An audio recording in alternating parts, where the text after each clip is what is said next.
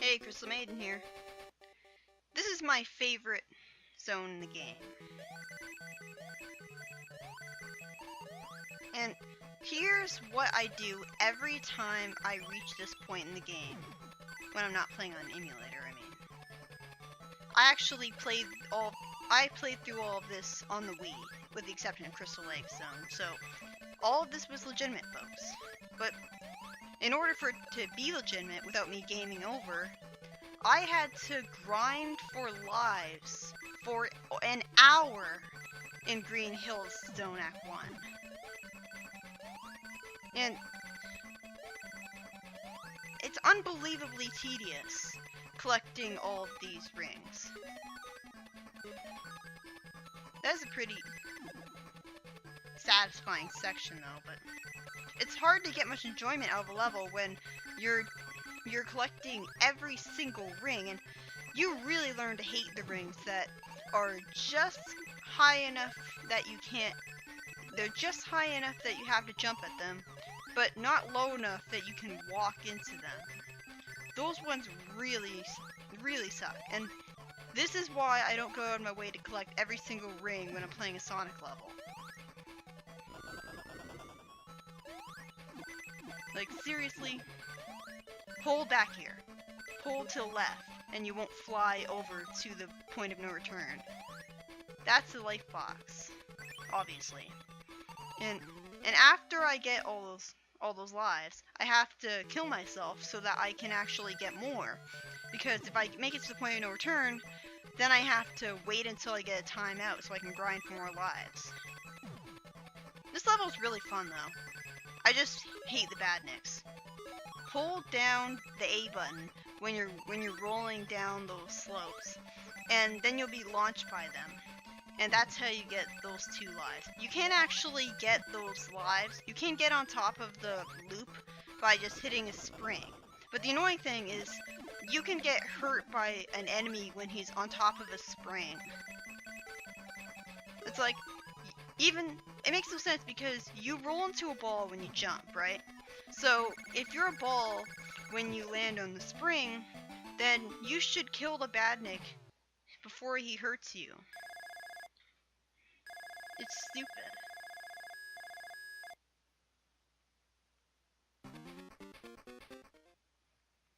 I don't like Act 2 as much as Act 1.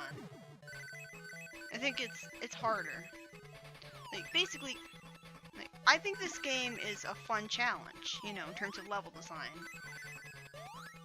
Like, aside from Aqua Lake Zone Act 2, which was horrendous, so far the game is pretty fun. Like, I enjoy its challenging level design. It's not cheap to me. Aside from Aqua Lake Zone Act 2, it doesn't really annoy me. I mean, I had a rough time learning how to use the hang glider the first time. I had to look up a guide for that. And I had to look up a guide to figure out how to get past Underground Zone Act 3. Not to be the boss though, I was able to do that. But, like, and I don't think it's good that a 2D Sonic game has you look up a guide to progress. You know, that's bad game design. But that doesn't mean that the game as a whole can't be mostly fun. And then we get to this part of it. Even in the Master System version, when you're launched up by a spring, you can't see what's below you. So whether it's the Game Gear version or the Master System version, this is still a horrible level. You're expected to not hit the spikes, but you can't see when they're below you. So this happens. You have to have enough horizontal momentum and constantly hit those springs. And that's how you get over here. And there are no checkpoints in this game at all. Why? Who thought that was a good idea? Especially with a game like this. So, if you die to that boss, you have to go through this all over again. I was thinking about doing this LP. I was thinking about doing playing a song over all the times that I died in this level.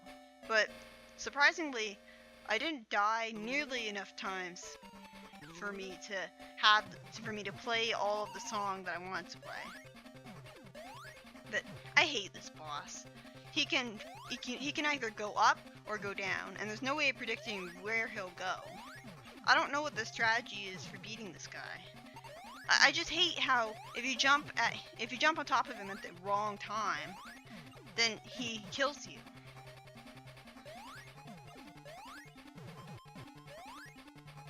It just feels like there's too small of a window for attacking him. And again, there's no checkpoint right before him. There should always be a checkpoint right before every boss in this game. You need to grind for lives to beat this game. And I don't think that's good design. That was a weird glitch. I floated above the animal capsule.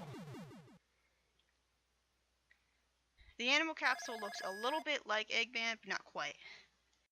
I've been calling him Eggman this whole time, but he was called Dr. Robotnik in America and Europe and Canada, where I'm from. He was everyone called him Robotnik except for the Japanese. They called him Eggman because of his funny shape. And he was supposed to be a comical character. Like, I don't know which name I prefer. I think I prefer if they did what Sonic Adventure 1 did, where his robots call him Robotnik because that's more respectful. And Eggman is sort of an evil villain code name that he took on himself to make it stop being insulting. Hold right when you're on the wheels. When you're on the wheels, you hold right to build up momentum, and then you have to press A and time it at exactly the right point. Once you get past the annoying wheels that took me over a minute to figure out the first time though, this is a really fun level and I love it. It's a fun challenge. If you fall down there, then you'll find an intangible floor that leads you to an intangible wall that allows you to get to a life box. And I think to the left of me is an intangible wall that leads to a Chaos Emerald. I'm not really sure. All I really remember is that this is my favorite part of the game. I don't remember exactly where the Chaos Emerald is, but all I know is that it's put in a really obtuse place in Gimmick Mountain Zone. This is my favorite level in the game because it's such a fun challenge, and it makes you feel really good at the game when you get past it. And there's no bottomless pits. See Sonic Rush? This is how you do a hard Sonic game. Of course, this game is all about the platforming, so Sonic Rush really can't be about the platforming. I mean, it could with the physics it has, where you can stop instantly whenever you want. That's perfect for platforming. But it would kind of miss the whole point of the boost. Anyways, Act 2 is where the game starts getting dickish, even in its levels. Before, it was only Act 3s that annoyed me. Timing them is pretty annoying, although they get a lot worse in Sonic CD.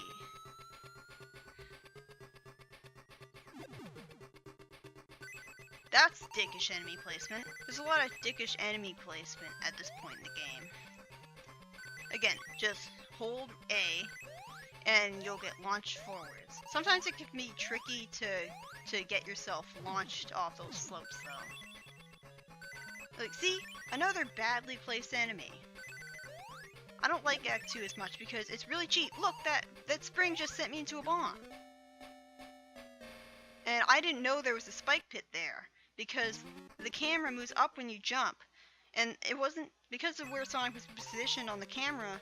I had no way of knowing that I would land into the spike pit. I also didn't know there was an intangible wall there. So there you go, there's a secret for you.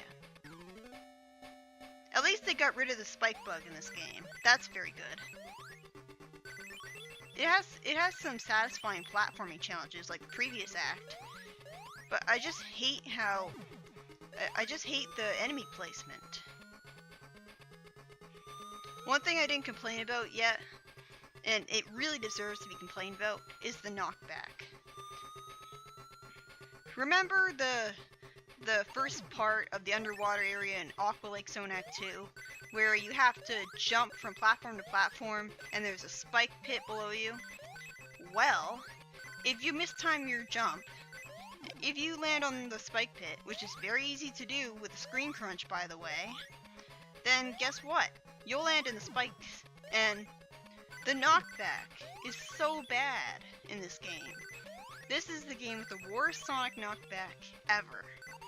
Because not only does Sonic get knocked back, but he starts automatically walking backwards for a while, and there's nothing you can do about it.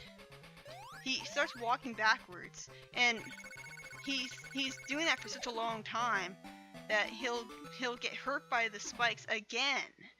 You'll feel helpless if you land in spike pits that are long enough.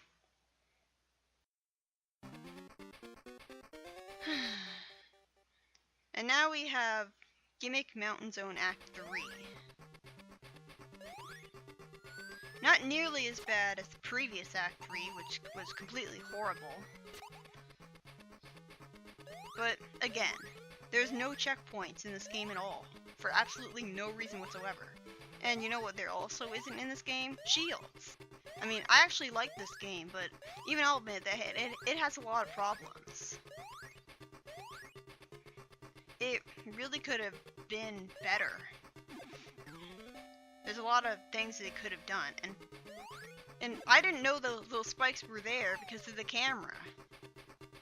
Like, even I didn't have a screen crunch at all, and I still didn't see those spikes coming. Okay, you make sure that you don't leave the screen. Make sure you don't leave the screen when the platform is moving, because it'll disappear and you won't be able to get past this part. The first time I played this level, the platforms were rising to the spikes, and then I jumped off it, and I went ahead thinking, I don't need this anymore. And then I wasn't able to progress with the level. And I hate this boss, because he gets his spikes back up so fast. And you might think, oh, rolling into him is the safest way to hurt him, right? Nope.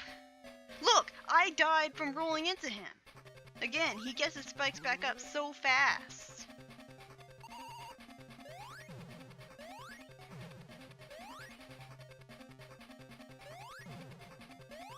And the boss theme in the Master System version isn't nearly as memorable. It's not nearly as good as in the Game Gear version, I think. Something I failed to mention before is that the theme of Green Hills Zone it sounds like the melody of Toot Toot Sonic Warrior, or otherwise known as You Can Do Anything, which was the main theme of Sonic CD in the Japanese version of it. Well, that's because Toot Toot Sonic Warrior is actually a remix of the theme of Green Hill Zone.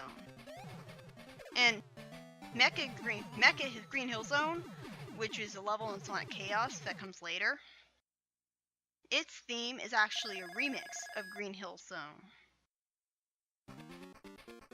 I'm not really sure why the theme of Green Hill Zone is so popular that it has so many different remixes associated with it. I mean, it's good, but I think the best version of it is for Mecha Green Hill Zone. I mean, I think the Scrambled Egg Zone's theme is the best theme for this game. I'm not sure why that didn't get more remixes. And I'll see you to the next part for the hardest level in the game.